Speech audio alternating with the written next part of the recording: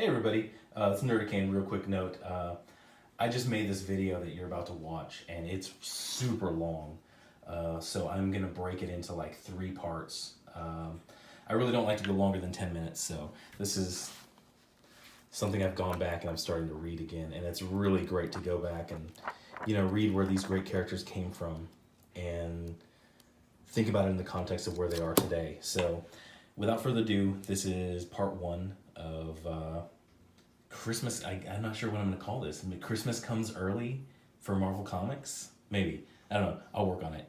Here it goes. Hey everybody, it's your boy Nerdicane coming at you on right before Thanksgiving. And speaking of holidays, Christmas had come early for fans of Marvel. And in the form of the news that Axel Alonso had been fired or removed or chose to leave. However you want to spin it, we know he was fired because Marvel Comics is in absolute shambles right now.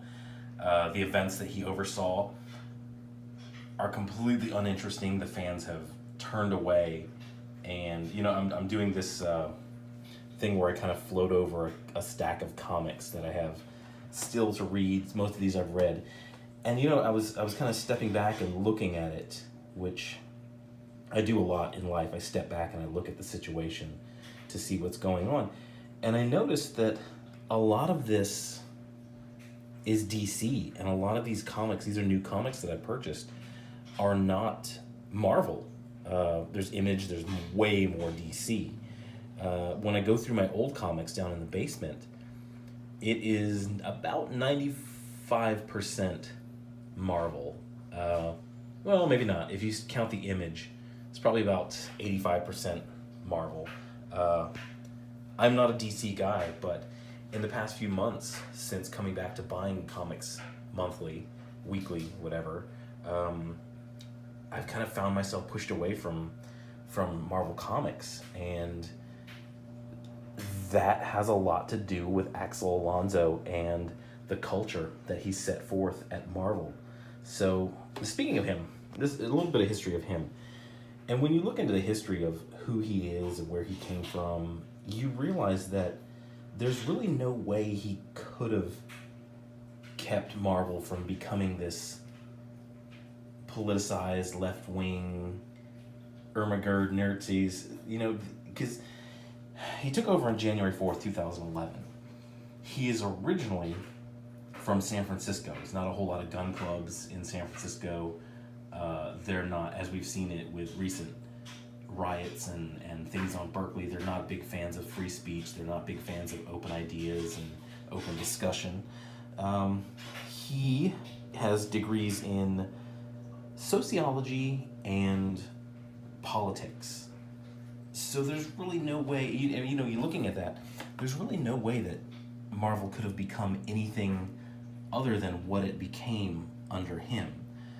I've said it before, these are probably the worst years of Marvel Comics, and will go down in history as some of the worst years of Marvel Comics.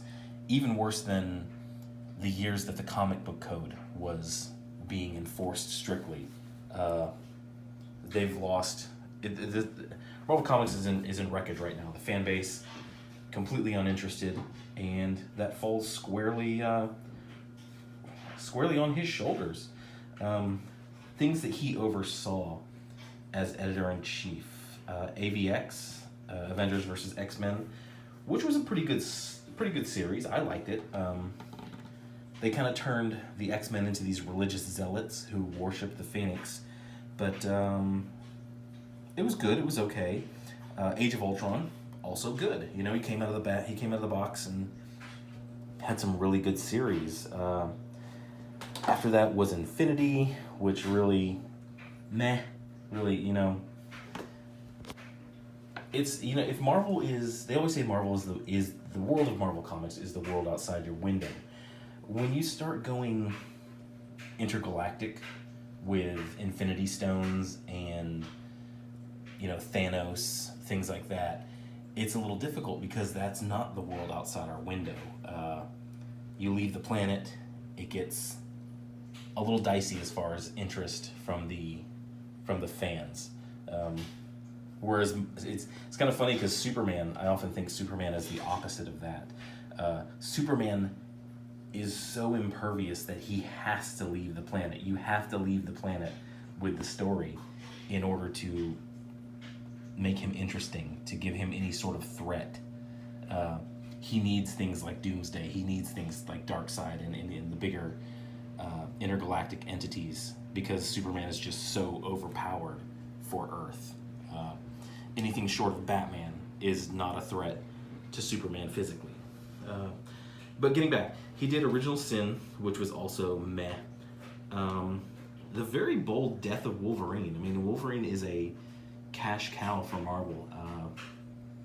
I'm sure at the height of Wolverine's popularity, he probably had 6 different monthly books, maybe more, that he was in. And killing the character off and like perma-killing him was very bold, even though in Secret Wars they kind of got around that, and they have a Wolverine from a different timeline with us now, which is kind of a cop-out, but it's good to see Wolverine back. Past that was Secret Wars, which was supposed to be this major event that reshaped the Marvel Universe, but if you look at the comic universe right now, it doesn't seem like it has any impact. It doesn't seem like anybody even freaking remembers it. So I picked that up. I was picking that one up and I was reading it, and I really just lost interest about 60% of the way through. So I stopped getting comics, and I stepped away from comics because it just really wasn't that interesting. Recently, in the past few months, guys like Diversity in Comics and Captain Cummings and Just Some Guy have kind of sparked my interest back in comics with their commentary, and that's kind of what drew me back.